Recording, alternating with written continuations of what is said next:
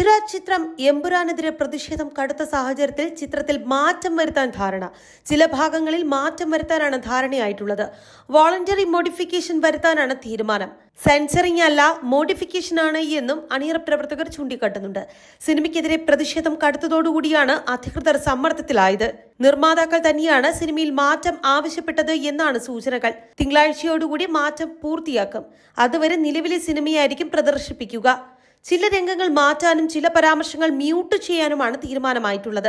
Villain കഥാപാത്രത്തിന്റെ പേരും മാറും. എന്നാൽ ഇത് റീസെൻസറിംഗ് അല്ലെന്നും മോഡിഫിക്കേഷൻ ആണ് എന്നും ഇവർ ഉറപ്പിച്ചു പറയുന്നുമുണ്ട്. എമ്പുരാൻ സിനിമയ്ക്കെതിരെ രൂക്ഷമായ വിമർശനം ഉയർന്നിരുന്നു. RSS മുഖപത്രം ഓർഗനൈസറും നേതാക്കളടക്കമുള്ളവരും രംഗത്തെത്തിയിരുന്നു. പ്രതിഷേധം കടുത്ത പശ്ചാത്തലത്തിൽ മറ്റു വഴികളില്ലാതായതോടുകൂടിയാണ് നിർമ്മാതാക്കൾ തന്നെ സിനിമയിൽ മാറ്റം വരുത്താൻ തീരുമാനിച്ചത്. വ്യാഴാഴ്ചയാണ് എമ്പുരാൻ തിയേറ്ററുകളിലെത്തിയത്. പ്രേക്ഷകരുടെ വലിയ കാത്തിരിപ്പിനൊടുവിലാണ് ചിത്രം തിയേറ്ററുകളിലെത്തിയത്. ചിത്രം പുറത്തിറങ്ങിയതിന് പുറകെ വലിയ വിവാദങ്ങൾക്കും വഴിവെച്ചിരുന്നു. ഗുജറാത്ത് കലാപവുമായി ബന്ധപ്പെട്ട ചിത്രത്തിലെ ചില പരാമർശങ്ങൾ എമ്പുരാനെതിരെ ബഹിഷ്കരണാഹ്വാനമായി മാറുകയായിരുന്നു. ബുക്ക് ചെയ്ത ടിക്കറ്റുകൾ വരെ ചിലർ ക്യാൻസൽ ചെയ്തു. ചിത്രത്തിനെതിരായ വിമർശനങ്ങൾ ഏറ്റെടുക്കാൻ പക്ഷേ BJP തയ്യാറായില്ല. സിനിമയെ സിനിമയായി കാണണം എന്നതായിരുന്നു BJP സംസ്ഥാന അധ്യക്ഷൻ രാജീവ് ചന്ദ്രശേഖർ ചൂണ്ടിക്കാട്ടിയത്. സംസ്ഥാന ജനറൽ സെക്രട്ടറി MT രമേശും ഇതേ അഭിപ്രായമാണ് പങ്കുവച്ചത്.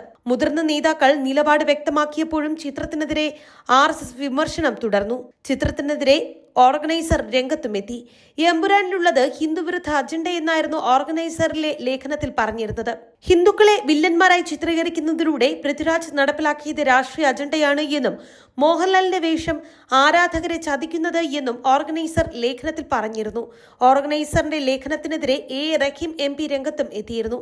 ബഹിഷ്കരിക്കേണ്ടത് എമ്പുരാനല്ലെന്നും ഓർഗനൈസറിലെ ലേഖനമാണ് എന്നുമായിരുന്നു റഹീമിന്റെ പക്ഷം. വിവാദങ്ങൾക്കിടെ എമ്പുരാന്റെ സെൻസർ രേഖയും പുറത്തു വന്നിരുന്നു. സ്ത്രീകൾക്കെതിരായ അതിക്രമത്തിന്റെ ദൃശ്യങ്ങളുടെ ദൈർഘ്യം കുറയ്ക്കാനും ദേശീയ പതാകയെക്കുറിച്ചുള്ള ഡയലോഗ് ഒഴിവാക്കാനും ബോർഡ് നിർദ്ദേശം നൽകിയിരുന്നു. കേവലം 10 സെക്കൻഡ് മാത്രമാണ് വെട്ടിക്കുറച്ചത്.